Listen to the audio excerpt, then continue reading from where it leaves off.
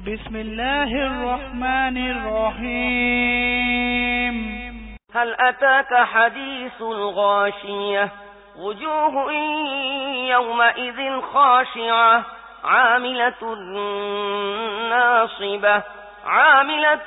ناصبة تصلى نارا حامية تسقى من عين آنية ليس لهم طعام إلا من ضريع لا يسمن ولا يغني من جوع وجوه يومئذ ناعمة لسعيها راضية في جنة عالية لا تسمع فيها لاغية فيها عين جارية فيها سرر مرفوعة وأكواب موضوعة ونمارق مصفوفة وزرابي مبثوثة بسم الله الرحمن الرحيم তোমার কাছে আচ্ছন্নকারী বিপদের খবর এসে পৌঁছেছে কি?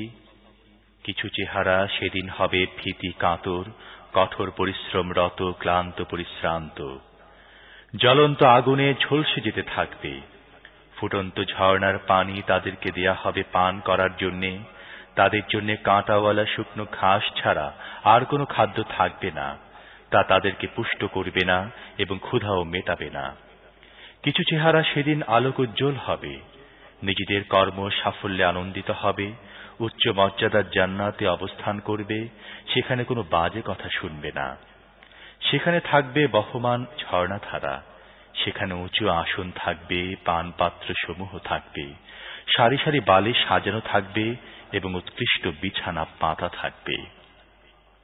أفلا ينظرون إلى الإبل كيف خلقت وإلى السماء كيف رفعت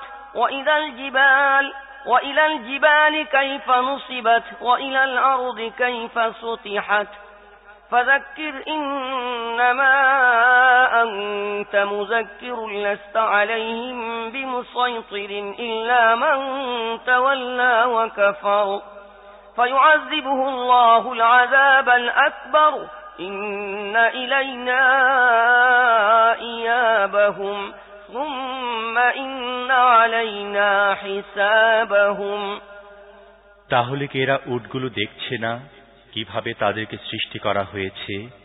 আকাশ দেখছে না কিভাবে তাকে উঠানো হয়েছে? পাহাড়গুলো দেখছে না কিভাবে তাদেরকে শক্ত করে বসানো হয়েছে? আর জমিনকে দেখছে না কিভাবে তাকে বিছানো হয়েছে? বেশ, হে নবী, তাহলে তুমি উপদেশ দিয়ে যেতে থাকো।